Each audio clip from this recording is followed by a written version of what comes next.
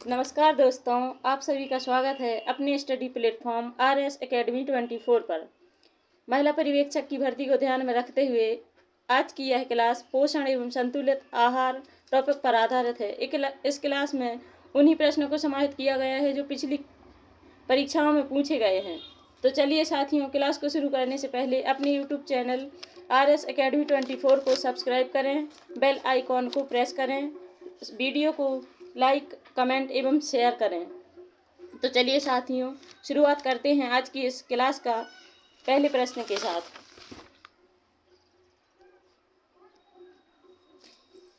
तो आज का पहला प्रश्न है, किसी व्यक्ति के संतुलित आहार में पोषण तत्वों की मात्रा निर्भर करती है। पहला ऑप्शन केवल आयु पर, केवल सेकंड ऑप्शन केवल लिंग पर, थर्ड ऑप्शन आयु एवं लिंग दोनों पर, और फोर्थ ऑप्शन आयु, लिंग, शारीरिक आवश्यकता पर।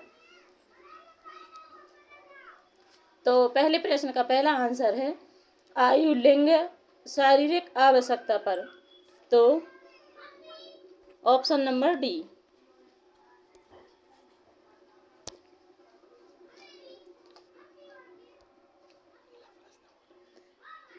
अब अगला प्रश्न है,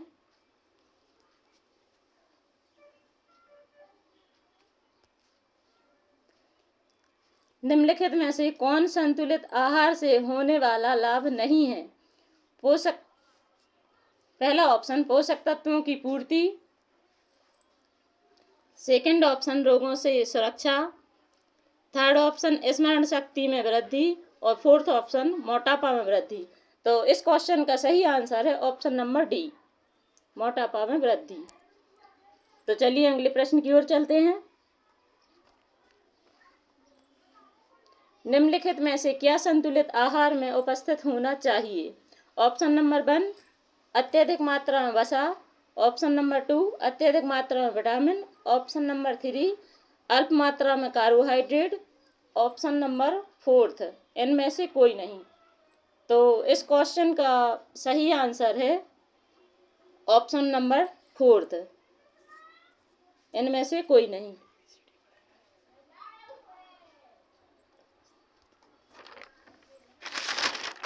तो अगला प्रश्न है,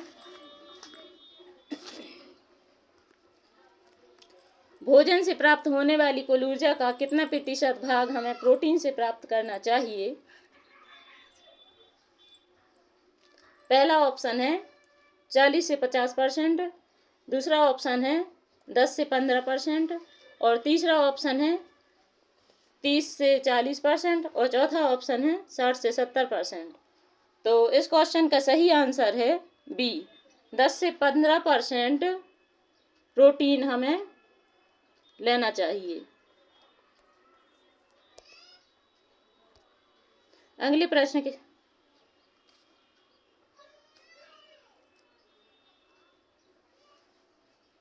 हमारा अगला प्रश्न है, हमारे भोजन से प्राप्त होने वाली कुल ऊर्जा का कितना प्रतिशत भाग हमें वसा से प्राप्त करना चाहिए। तो पहला ऑप्शन 50 से 60%, दूसरा ऑप्शन 10 से 15%, तीसरा ऑप्शन 20 से 30%, और चौथा ऑप्शन इनमें से कोई नहीं। तो इस क्वेश्चन का सही आंसर है 20 से 30%।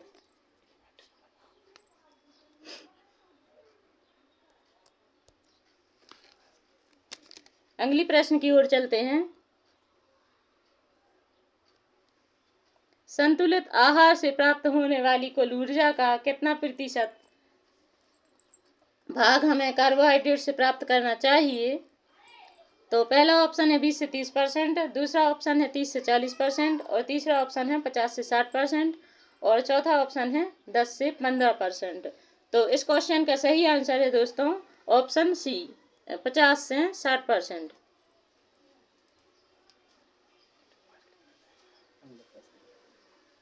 अगली प्रश्न की ओर चलते हैं, निम्नलिखित में से कौन सा बृहद पोषक तत्व नहीं है। तो पहला ऑप्शन कार्बोहाइड्रेट, दूसरा ऑप्शन प्रोटीन, और तीसरा ऑप्शन वसा, और चौथा ऑप्शन विटामिन। तो इस क्वेश्चन का सही आंसर है ऑप्शन नंबर डी, विटामिन।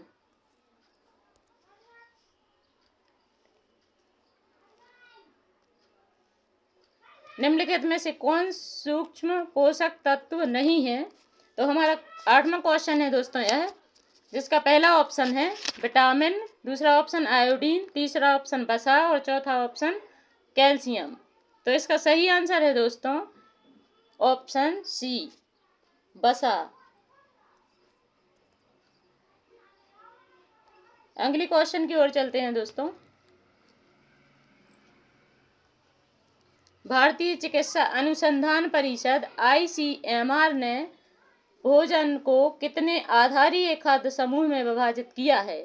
3, पहला ऑप्शन, दूसरा ऑप्शन 7, तीसरा ऑप्शन 5 और चौथा ऑप्शन 4। तो इसका सही आंसर है दोस्तों ऑप्शन नंबर सी, 5। अगले क्वेश्चन की ओर चलते हैं दोस्तों।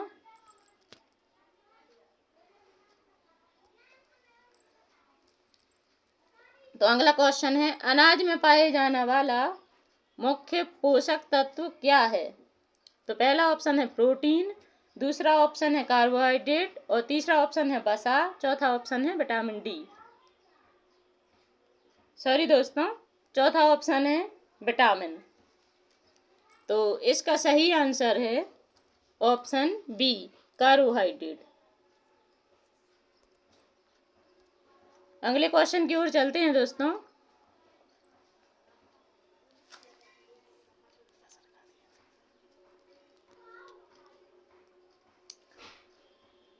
दालों में कौन सा मुख्य पोषक तत्व पाया जाता है?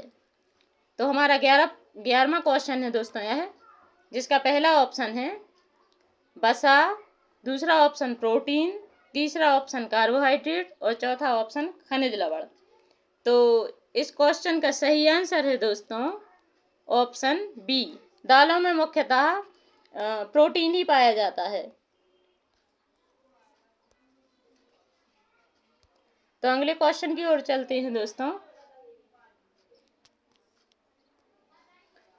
हमारा अगला क्वेश्चन है, चीनी एवं गुड़ में पाए जाने वाला मुख्य पोषक तत्व क्या है? जिसका पहला ऑप्शन है कार्बोहाइड्रेट, दूसरा ऑप्शन है वसा, तीसरा ऑप्शन है प्रोटीन और चौथा ऑप्शन है विटामिन। तो इस क्वेश्चन का सही आंसर है दोस्तों ऑप्शन ए, कार्बोहाइड्रेट। चीनी, गुड़, शक्कर, इन सब चीजों में कार्बोहाइड्रेट पाया जाता है। तो अगले क्वेश्चन की ओर चलते हैं दोस्तों।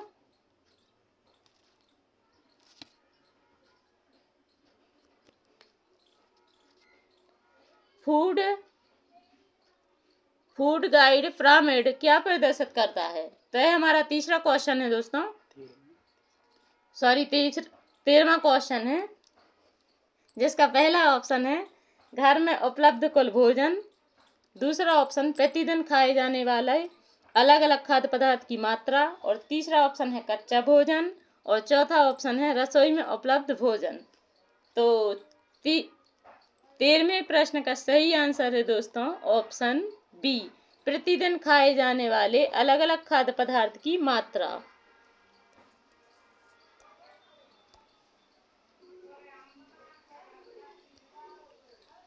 तो अगला क्वेश्चन है दोस्तों, 1 ग्राम वसा के पूर्ण ऑक्सीकरण से लगभग कितनी ऊर्जा मुक्त होती है? हमारा 14वां प्रश्न है यह, जिसका पहला ऑप्शन है 4 किलो कैलोरी, दूसरा ऑप्शन 7 किलो कैलोरी, तीसरा ऑप्शन 12 किलो कैलोरी, चौथा ऑप्शन 9 किलो कैलोरी। तो इस क्वेश्चन का सही आंसर है दोस्तों 9 किलो कैलोरी। 1 ग्राम वसा के पूर्ण ऑक्सीकरण से लगभग 9 किलो कैलोरी प्राप्त होती है। अगले क्वेश्चन की ओर चलते हैं। निम्नलिखित में से किसकी 1 ग्राम मात्रा के ऑक्सीकरण से अधिकतम ऊर्जा प्राप्त होती है? तो पहला ऑप्शन है वसा, दूसरा ऑप्शन है कार्बोहाइड्रेट, तीसरा ऑप्शन है प्रोटीन, चौथा ऑप्शन है विटामिन। तो क्वेश्चन 15वें का सही आंसर है दोस्तों ऑप्शन ए, वसा।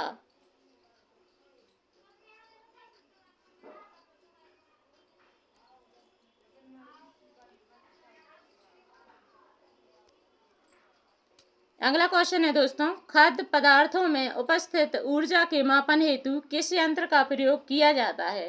पहला ऑप्शन है एमीटर, दूसरा ऑप्शन है LCR मीटर, तीसरा ऑप्शन है बॉम्ब कैलोरीमीटर और चौथा ऑप्शन है मल्टीमीटर। तो 16वें क्वेश्चन का सही आंसर है दोस्तों ऑप्शन सी, बॉम्ब कैलोरीमीटर। अगले क्वेश्चन की ओर चलते हैं।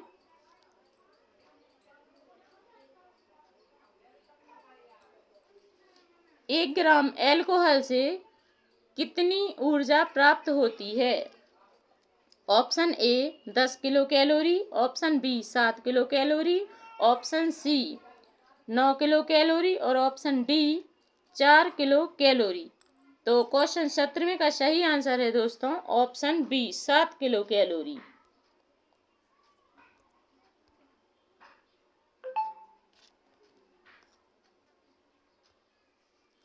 तो अगला क्वेश्चन है दोस्तों, जल की 1 ग्राम मात्रा से हमें कितनी ऊर्जा प्राप्त होती है? ऑप्शन पहला 15 किलो कैलोरी, ऑप्शन दूसरा 3 किलो कैलोरी, ऑप्शन तीसरा 0 किलो कैलोरी और ऑप्शन चौथा 9 किलो कैलोरी।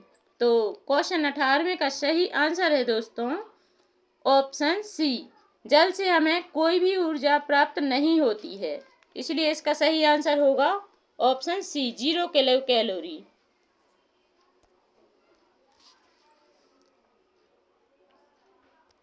अगले क्वेश्चन की ओर चलते हैं दोस्तों। निम्नलिखित में से हमें हमारे भोजन में कितनी मात्रा सबसे अधिक, किसकी मात्रा सबसे अधिक लेनी चाहिए? जिसका पहला ऑप्शन है फल एवं सब्जियां, दूसरा ऑप्शन है मांस, दूध, तीसरा ऑप्शन है दाल और चौथा ऑप्शन है अनाज एवं उनके उत्पाद। तो इस क्वेश्चन का सही ऑप्शन है दोस्तों अनाज एवं उनके उत्पाद, ऑप्शन नंबर डी इसका सही आंसर होगा। तो अगले क्वेश्चन की ओर चलते हैं दोस्तों। निम्नलिखित में से हमारे भोजन में किसकी मात्रा सबसे कम होनी चाहिए? ऑप्शन नंबर पहला दूध एवं मांस, ऑप्शन नंबर दूसरा दाल, ऑप्शन नंबर तीसरा वसा, ऑप्शन चौथा फल एवं सब्जियां। तो सबसे कम मात्रा का पूछा गया है, जिसमें सबसे कम मात्रा में हमें इसका सही आंसर है, सॉरी दोस्तों, ये मतलब इसका सही ऑप्शन है वसा, ऑप्शन सी। इसका सही ऑप्शन है सी, वसा। हमें वसा कम से कम लेनी चाहिए हमारे भोजन में।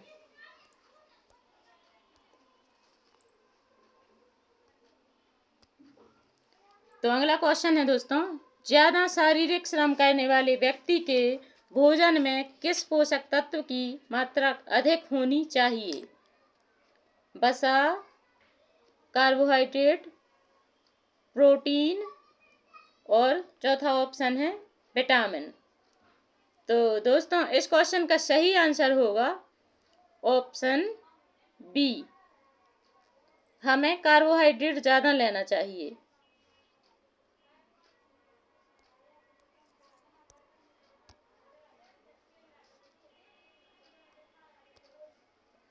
अगला क्वेश्चन है दोस्तों, बच्चों की शारीरिक वृद्धि के लिए किस पोषक तत्व की जरूरत होती है? जिसका पहला ऑप्शन है विटामिन, दूसरा ऑप्शन है वसा, तीसरा ऑप्शन है कार्बोहाइड्रेट और चौथा ऑप्शन है प्रोटीन। तो इस क्वेश्चन का सही आंसर होगा दोस्तों ऑप्शन डी, बच्चों की वृद्धि एवं विकास के लिए हमें प्रोटीन अधिक मात्रा में लेना चाहिए।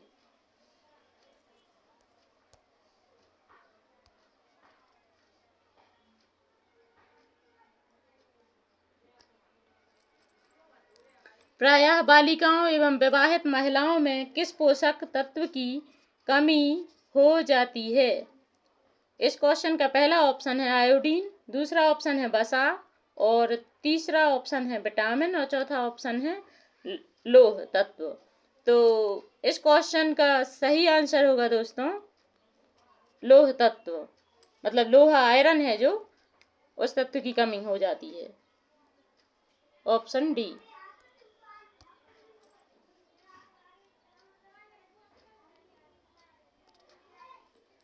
अगला क्वेश्चन है दोस्तों, एक सामान्य व्यक्ति को प्रतिदिन कितनी मात्रा में जल पीना चाहिए?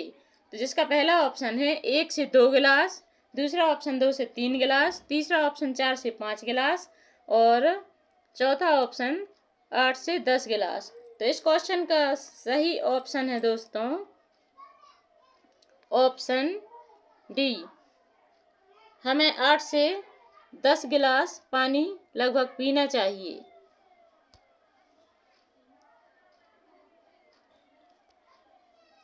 अगला क्वेश्चन है दोस्तों, फाइबर युक्त आहार मुख्यतः सहायक होता है। पहला ऑप्शन पाचन में, दूसरा ऑप्शन श्वसन में, तीसरा ऑप्शन रक्त निर्माण में और चौथा ऑप्शन रोगों में प्रतिरक्षा में। तो इस क्वेश्चन का सही ऑप्शन है दोस्तों पाचन में। तो हमें आहारीय फाइबर युक्त भोजन करना चाहिए जो पाचन में सहायक होता है। इसका सही ऑप्शन है ए।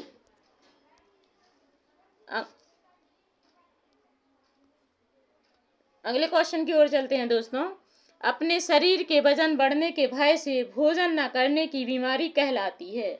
तो इस क्वेश्चन का पहला ऑप्शन है बुलिमिया नर्वोसा, दूसरा ऑप्शन एनोरेक्सिया नर्वोसा, तीसरा ऑप्शन बिंज ईटिंग और चौथा ऑप्शन इनमें से कोई नहीं।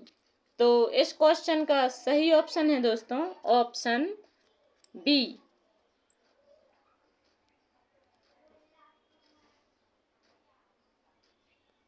Anorexia nervosa.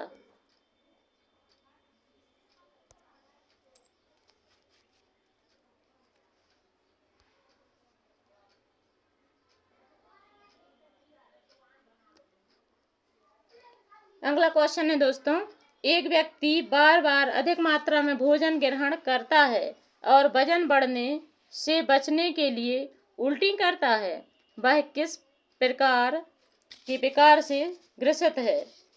तो इस क्वेश्चन का पहला ऑप्शन है दोस्तों बुलिमिया नर्वोसा, दूसरा ऑप्शन है बिंज ईटिंग और तीसरा ऑप्शन है एनोरेक्सिया नर्वोसा और चौथा ऑप्शन है इनमें से कोई नहीं। तो इस क्वेश्चन का सही आंसर होगा दोस्तों बुलिमिया नर्वोसा। यह एक प्रकार का डिसऑर्डर है जो ज़्यादातर लड़कों में ही पाया जाता है।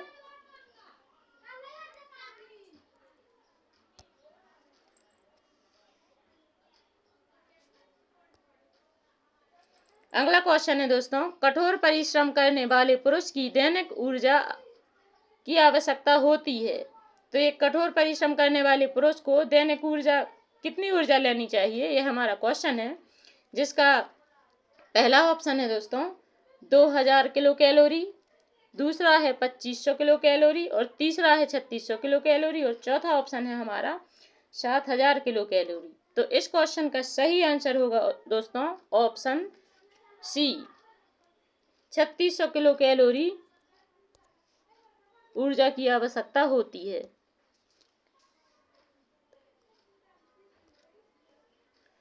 अगला क्वेश्चन है दोस्तों, एक साधारण कार्य करने वाली महिला की दैनिक ऊर्जा की आवश्यकता होती है।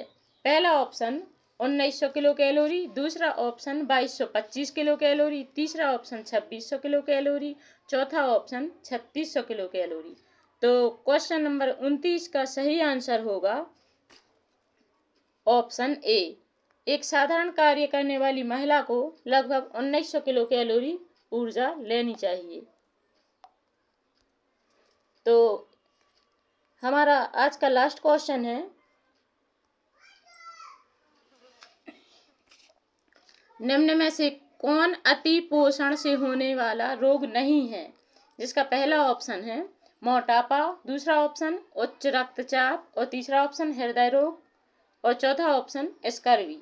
तो इस क्वेश्चन का सही आंसर है दोस्तों ऑप्शन नंबर डी।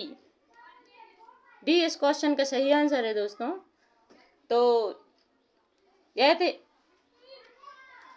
थे हमारे आज के सभी प्रश्न, अति महत्वपूर्ण सभी प्रश्न दोस्तों, जो आशा करते हैं आप सभी लोगों को अच्छे लगे होंगे। और ऐसे ही क्वेश्चन मतलब प्राप्त करने के लिए हमारी वीडियो को सुनते रहिए